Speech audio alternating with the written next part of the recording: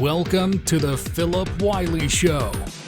Take a look behind the curtain of professional hacking and hear compelling discussions with guests from diverse backgrounds who share a common curiosity and passion for challenges and their job.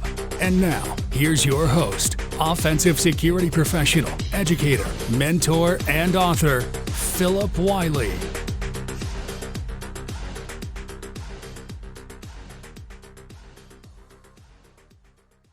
Hello and welcome to another episode of the Phillip Wyle Show. Today I'm very excited to have Michael Kim joining. Michael Kim and I've been connected on LinkedIn for a while. I'm not really sure how long, but I've kind of followed his career. And a while back, he just recently, I think, celebrated a new job, I believe. And so I just been thinking for a while that I needed to get Michael on the show. He's got a really extensive background in offensive security, from red teaming, penetration testing. He's worked for different types of organizations, and so I think he's got a very unique perspective. And before the show, we had a chance to kind of talk. This is the first time we're actually speaking in person, so I really look forward to the episode, and thanks for joining. Yeah, well, thank you for the opportunity. It's definitely an honor, and I really hope that when we talk about and we cover, I definitely hope that it can influence other people, motivate other people, and just leave just like a good feeling for people. Very good. I think they will. And just kind of as we're talking, you're one of these folks that I would gravitate towards, is those that really like to pay back and help others. So I am sure that people will get a lot of good out of this episode. So why don't you, like I refer to as folks as sharing their origin story, a hacker origin story, if you wouldn't mind sharing kind of how you started out and where you kind of are these days. No, absolutely. So just to, I guess, before I delve in, just let you know, I have a very, I guess, how to say this, it's a very chaotic background, I would say. So I used to work in music for a very long time. Like, music was my passion. I would produce music, I would DJ, like that was what really made me feel alive. And before that, like I was trying to go for veterinary school and everything. But nothing really clicked with me, and music was always something that I always feel just gravitate back to. So I was doing that for, I guess, 10 to 15 years. So that was kind of my full-time job. I can tell you my parents are not happy. They did not consider that a job, they considered that more of a hobby. So every time I meet them, I would come visit them in Korea, and they would always ask me, when are you getting a new job? When are you getting a real job? Like, when are you when are you gonna stop doing music and focus on real life? And I would always just talk back to them like, this is my job, like I'm not gonna change. So that was pretty much my life. And then I was visiting my family right before the pandemic. And I was supposed to come back after years staying with my family in Korea. And that's when the first cases of the pandemic happened in the US. So my parents were like, oh, you should stay. It should be a little bit better in a couple months, and you can go back then. It's like, yeah, I really don't have any choice. Maybe it might be better to stay with family. So I did that, and it ended up being a couple of years. So during that time, I was thinking about my future and music and everything. And I don't know, definitely felt like my parents definitely influenced me a lot in thinking about my future other than music. And I was kind of curious about, pen testing and hacking. Always thought it was amazing, but I always also thought that you needed a degree to get into it. So for me, do I really want to go back to school another 4 years, another 3, 4 years, spend all that money and then get a degree and then start over again? I was like, I don't want to do that. But then the more research I did, I found out that there were different types of platforms like boot camps or different type of resources they could use to get into the field. So I decided to take a leap, join the boot camp, and I think that was the pivotal moment in my life which changed everything. I really learned what the field of cybersecurity was. I met people that I'm still talking to on Discord, on LinkedIn. I have really good friends, and we meet each other and talk to each other. They're all working in different fields of cybersecurity, and there's a lot of people who work and offensive side, and some people work on the blue side. but we still talk, and I had a really amazing mentor who really helped us learn what to do and how to focus and how we should approach this field. And from there on, it was just pretty much working as hard as possible, doing as many boxes on try hacking and hackathons, just doing as many CTs as possible, just trying to build my skill set, but at the same time, promote that on LinkedIn.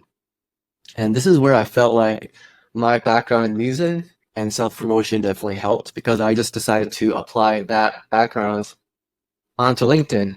So it was like, I just considered LinkedIn another social media platform where everybody posts what they're up to, what they're doing, and trying to connect and network. So I just use that and just try to build myself up, post as much as possible. And from there on, I was really able to, I guess, kind of make a name of myself. And I was able to build a following and connections and people that I can really consider friends.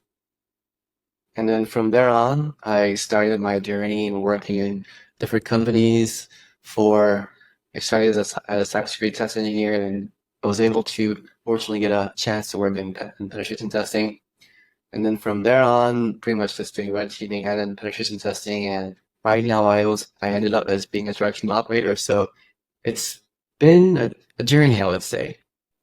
Yeah, very very cool story. It's interesting the music background and very interesting that you switched to this. So for the folks out there, because a lot of times there's confusion between pen testing and red teaming. If you could explain the difference between the two. Yeah, absolutely. So I know a couple of people told me about this. So pen testing, I would say, like the general term is like a wide, very shallow type of field, while red teaming is a very narrow but very deep type of field. Where pen testing, I could say, like you throw pretty much whatever explodes, whatever you can in a system, whatever sticks, you decide to investigate a little bit more and try to find what's out there, or what type of maybe there's default credentials. Maybe there's like someone who left specific credits on the system, or like maybe someone is overprivileged, like this stuff that you can find. Red teaming and red team operating, like where I've been able to pivot into, is more of a field where you try to, I guess, investigate in a more deeper fashion. So you try to find stuff, like find maybe in some ways like default credentials, maybe auto login credentials, but at the same time, you try to be as quiet as possible. So in some ways, you're emulating an APT, or trying to back like a hacker in some ways. But saying more realistically, compared to a just investor where it is a red team field, but in the same way, but also it's a field that you don't really care about whether you're not required. But also, I've dealt with different teams where they're like, the pen test in the red team field becomes a little mushed up. And I know some teams, some pen test teams, they work very tightly with their blue team to make sure that, to see whatever, what is, being, noticed by the blue team, by incident responders, what they can see based on the attack of red, what, creation testers do. So it is definitely, I know a lot of people throw the terms red teaming and penetration tester at the same time, but there is definitely a difference if you go more deeper into it. But that is, I guess, my type of experience in this.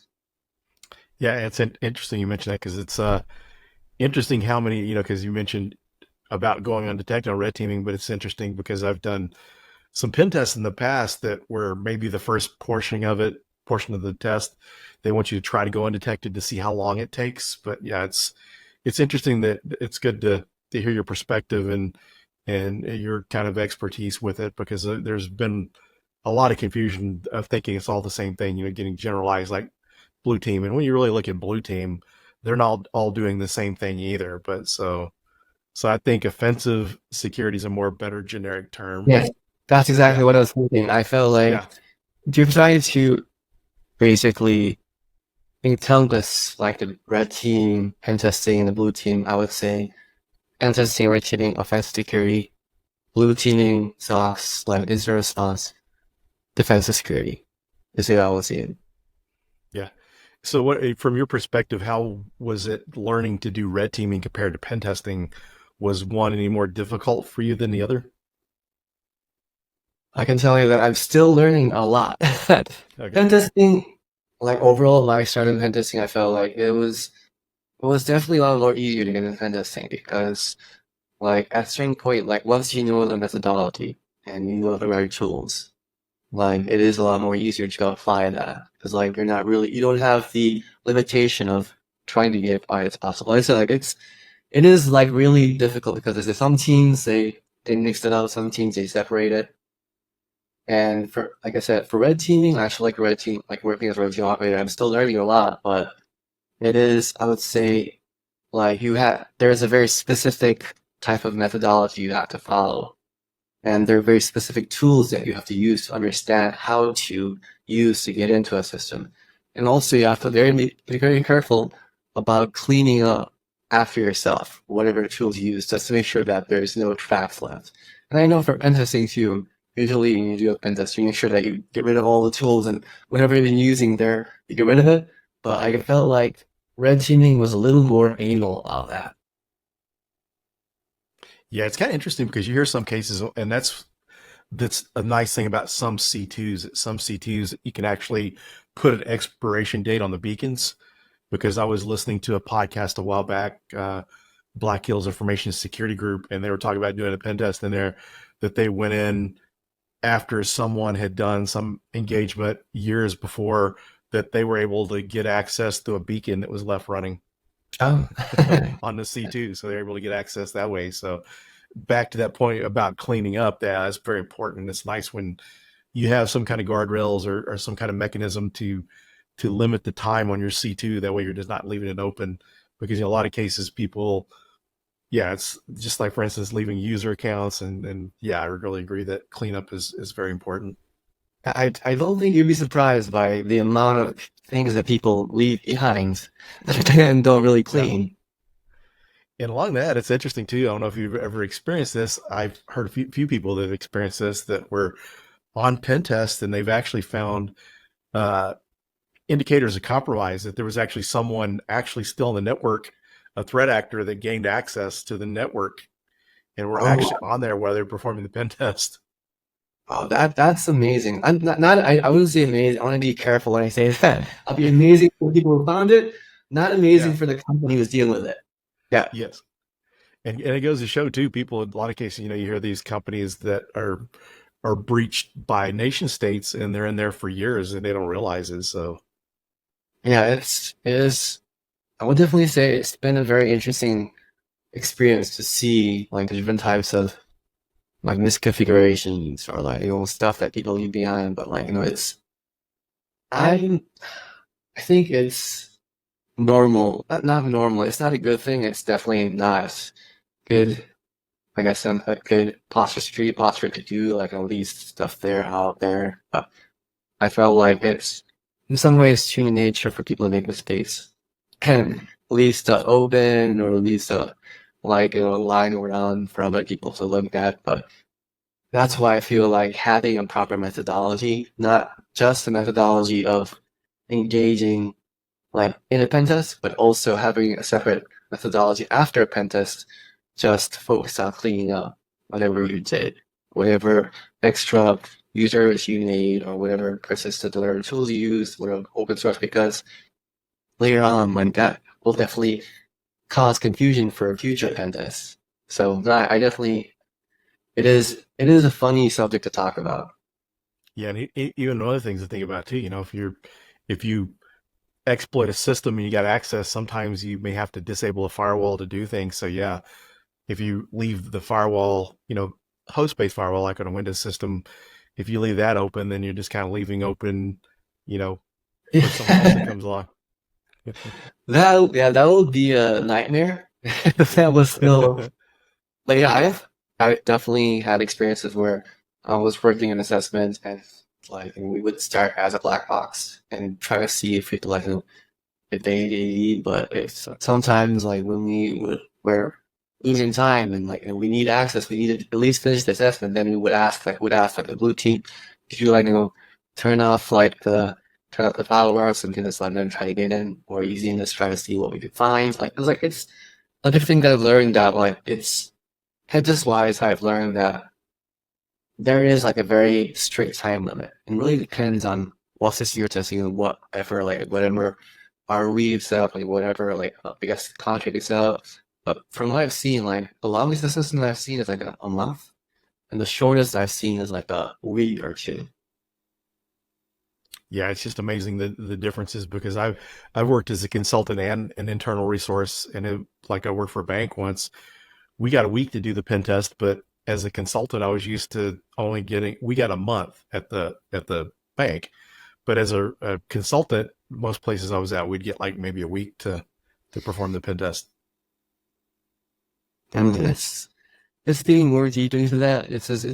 There is a lot of funny stories and like it's like not only funny but like kind of like terrifying stories that I've had where like and I would assume that you had experiences, especially as a consultant, where you would like try to like when you try to start before you start an assessment, you talk to the system owners or the system developers, just trying to get an idea of like what they want to test and what they're going through. That up to now, I've never met a system owner or a system designer or engineer who was happy with a pen test. Yeah. Yeah, a good analogy for that is like that I've heard other security professionals use is, people have a hard time hearing that their baby's ugly. So Yeah. they do take it personally sometimes because you get, and you can, it's understandable that you think about, they put all this time and effort and they thought their system couldn't be hacked. They've applied all these patches and done what they thought were all these best practices, and you're able to get in. I mean, I was remember one time when my first consulting role, we were at a independent school district up in the Northeast, and we were in there, and one of my coworkers is like my first on-site internal pen test, and he had got domain admin and all this, and they just really didn't believe that was happening. And so he sat there and showed them evidence. Yeah, see, I've got access. And so one of the admins ran out to go fix that, right away. But sometimes people don't believe it. It's nice when you get the customers or the people you're working with that understand, but sometimes you can get a lot of pushback. So if you had much experience with that, where people really didn't believe you did it and it was really pushing back. Yeah, I've definitely had experiences where I would try to work on a system, and they were like, "Oh, we don't want you to work on a system." So okay, so we'll try to mirror your system and build our own, like I guess, infrastructure where we can test something that's similar to you, and then it was like, okay, and now we'll create some like documents like on your course of protocols and services, just like because I guess one of like the assessments I worked on, like they were like, oh, we know that we're gonna have like different vulnerabilities, but we don't care about that. All we want is the easiest, fastest, and cheapest way to mitigate it. So I was like, oh, okay. So there's a limitation to that, and so I was just trying to get as much documentation from them so I can actually start writing up and setting up the test procedures and everything. And I would have so much pushback. They would not send me stuff. Like they would send me a document, like half of the document. The other half is nowhere to be found, and I would have to hound them like this message of like please have the other half. And it will take maybe a week or two just to get that document. It was like a puzzle. I would have to try to ask a little part by part and then try to make a whole. Mm-hmm. But yeah, I've definitely had a lot of pushback, but then there's also been times where like people were super super nice. They were super helpful, and they were like, "Oh yeah, we want our system to have a good security posture. We want our system to be really like properly hardened and everything." So I was like, "Oh okay, yeah, like, I love to help out," and I would like directly work with the system owner and system devs and engineers, and we would like in real time work on stuff together. And like there's been like big experiences like that too. That's good.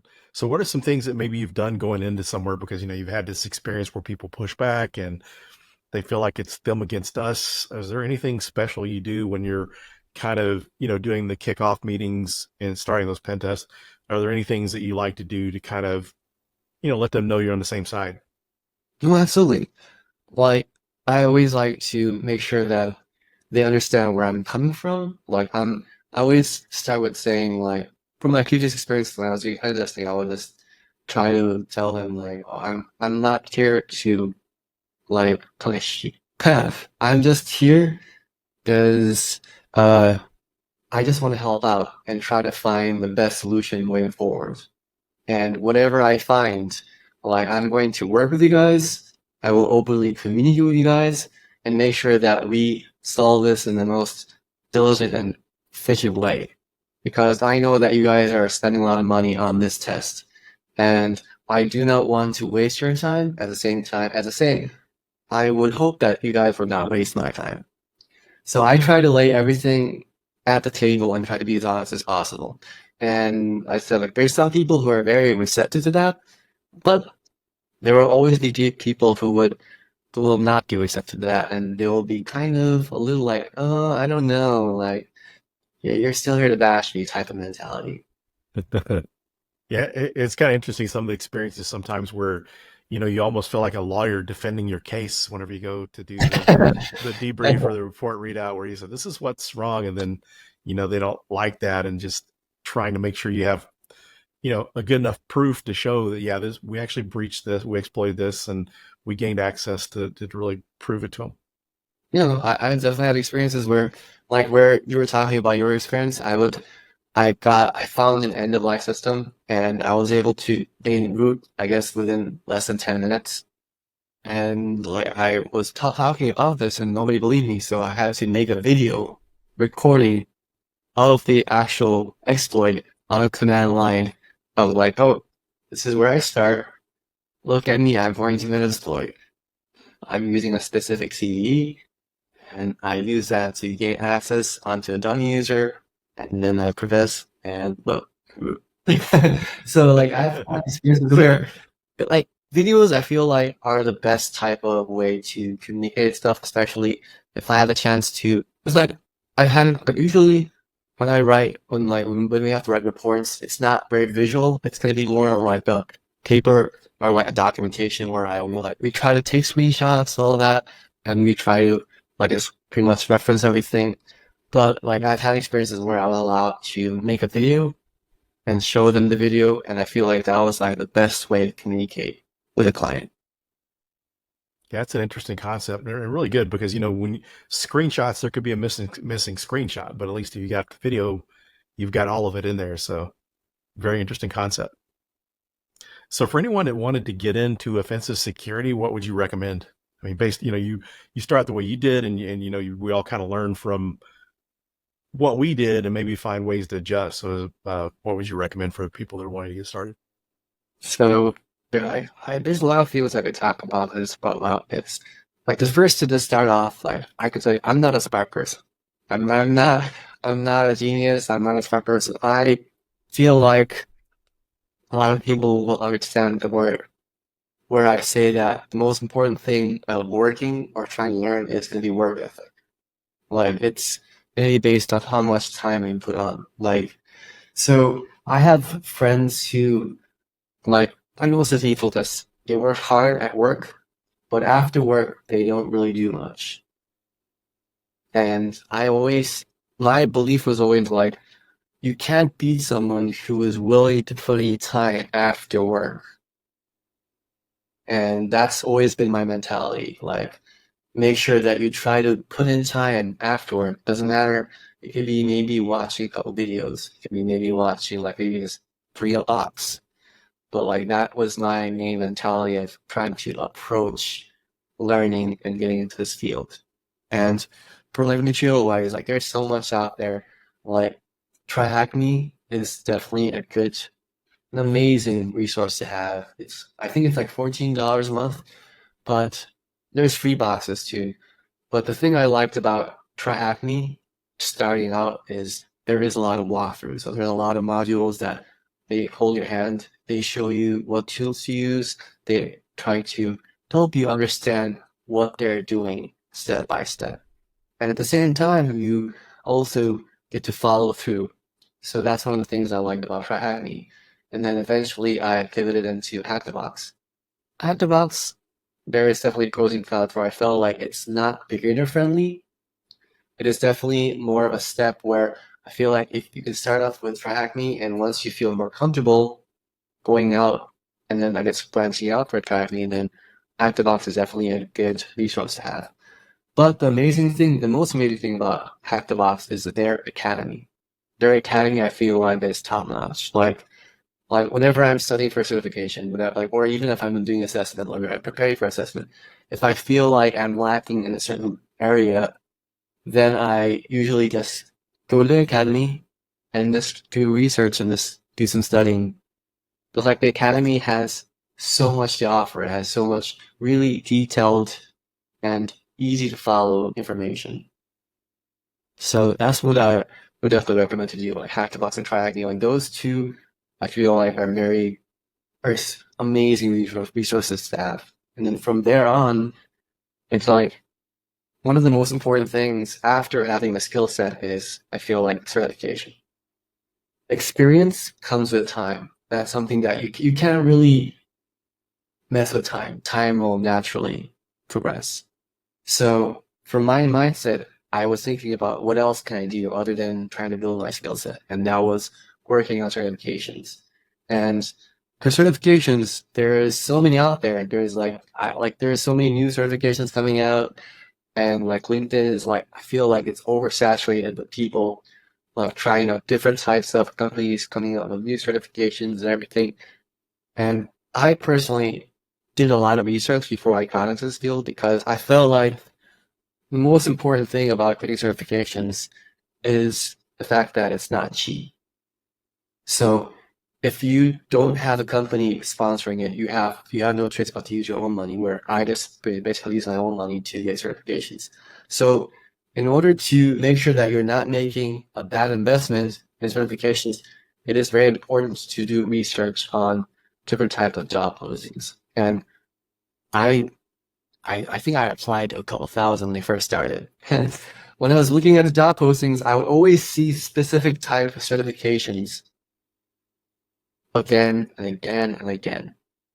And at a certain point, I feel like you can understand that, oh, okay, I think I know which certifications I have to go for. But at the same time, I have to make sure that it really works out. Realistically, I can get those because, for example, let's say OSCP, amazing cert to have, but it's not an entry-level cert.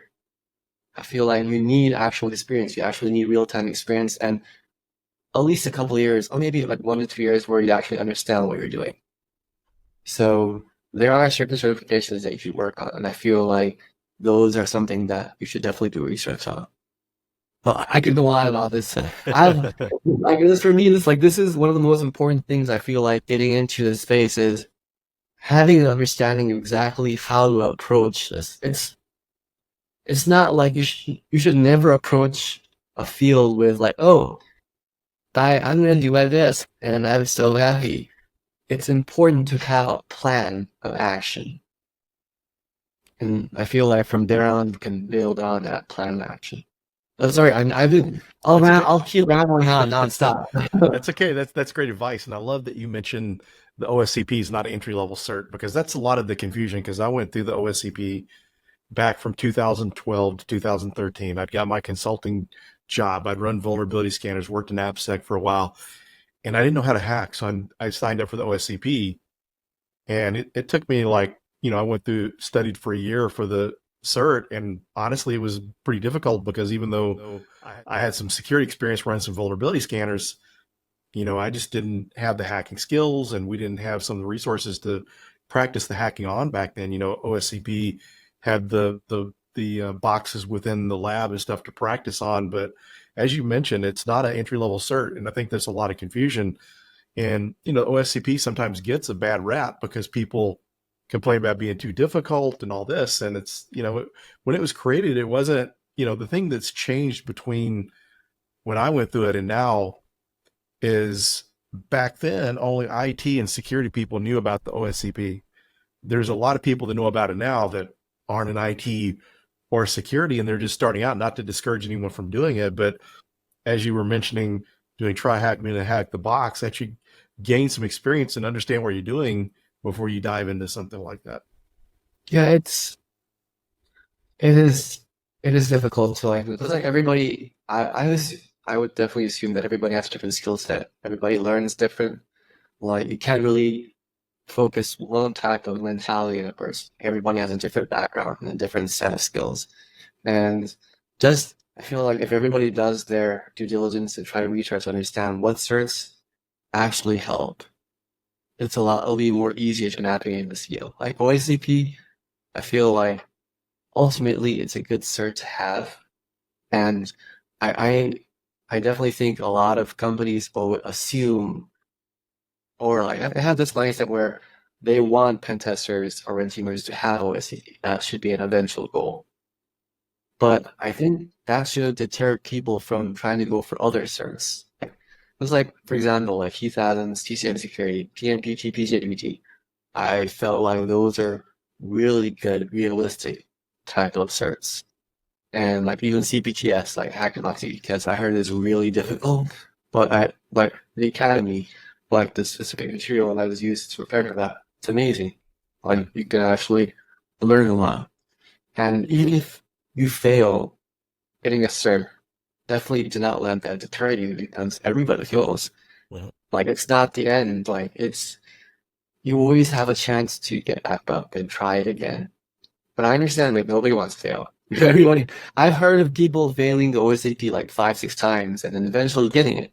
no. And like kudos to them. Like it's, I feel like it will be definitely very mentally, emotionally like debilitating sometimes to fail something. It'll definitely feel like everything is falling down and you don't have the proper type of, I guess, practice or like, proper type of skill set. But I feel like everybody should never really like that's really deter everybody for at least trying because the most important thing is the fact that we're trying. I agree. One of the things to keep in mind for people too is wherever place you are, your state at that time doesn't dictate that you're not going to be a good pen tester. Because one of the experiences I like to draw from was before I got an ID and then security, I worked as a AutoCAD draftsman. So I went to school for AutoCAD, and it was interesting because when I went in, I was probably one of the worst people computer skills wise in the class because this was like 93 to 94. So computers really hadn't caught on it much. I wasn't really using computers. This was my first exposure. Learning DOS, because back then you're still using DOS. I mean, Windows 3.1.1 was out or whatever. And so that was out, but there's a lot of DOS stuff that you had to learn.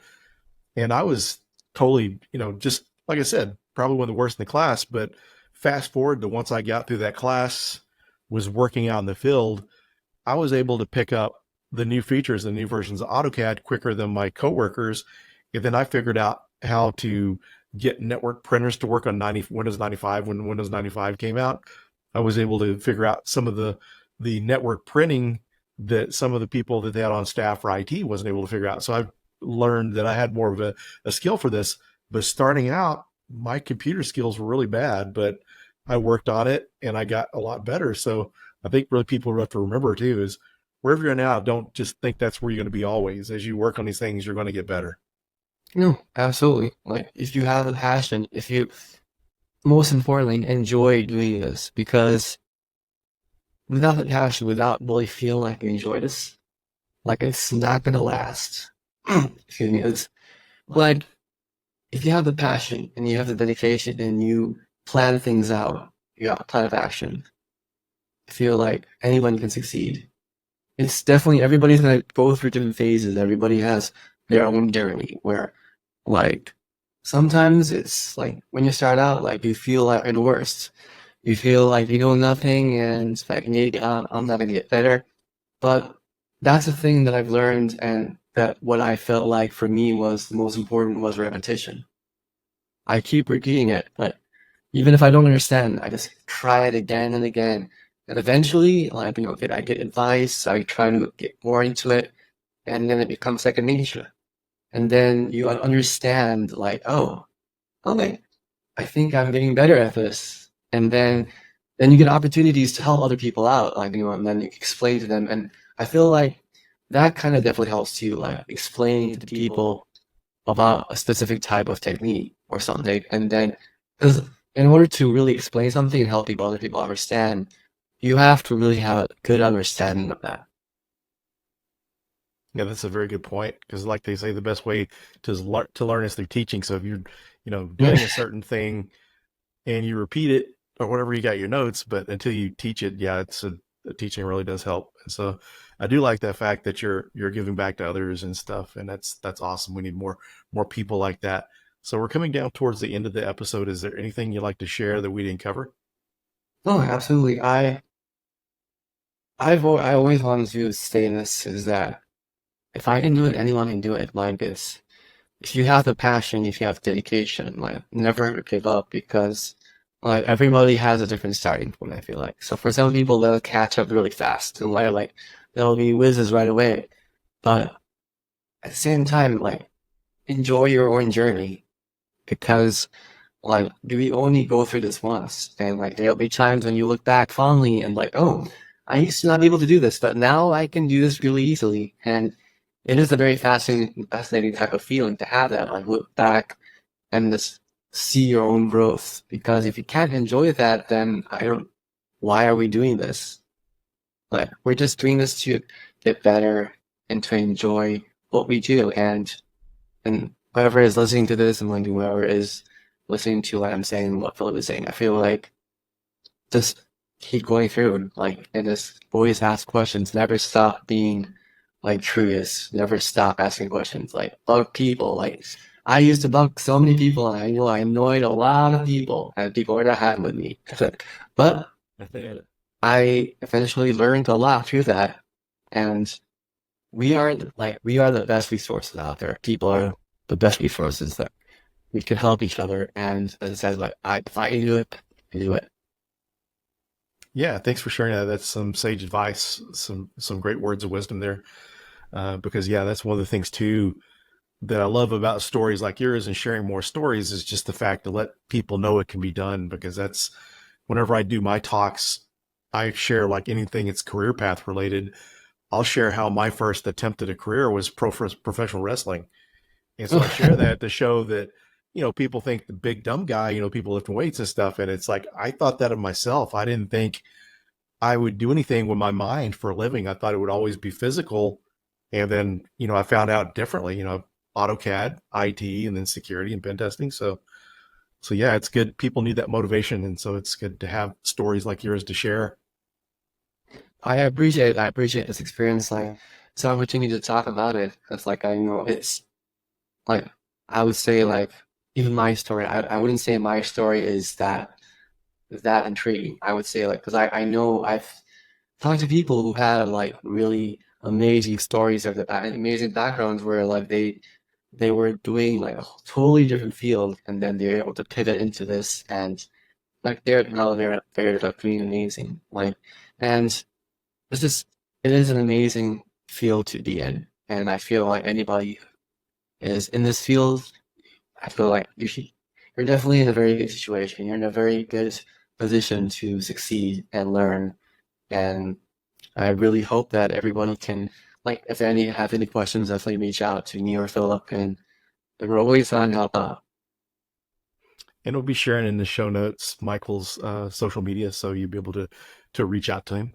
And so, yeah, thanks, Michael, for joining. It's been a pleasure to have you on, and really enjoyed getting to learn more about your story. I mean, I've seen you on LinkedIn, but really didn't know that much about you. So it was really great to learn about your story. No, absolutely. I'm very thankful for this opportunity, and I really hope we can talk more too. And it's like I said, it is nice to finally virtually meet you, and I hope we can have more conversations in the future too. Same, yeah, definitely. So thanks again. Thank you. Thanks, everyone, and we'll see you on the next episode. Thank you for listening to The Phillip Wyle Show. Make sure you subscribe so you don't miss any future episodes. In the meantime, to learn more about Phillip, go to thehackermaker.com and connect with him on LinkedIn and Twitter @PhillipWiley. Until next time.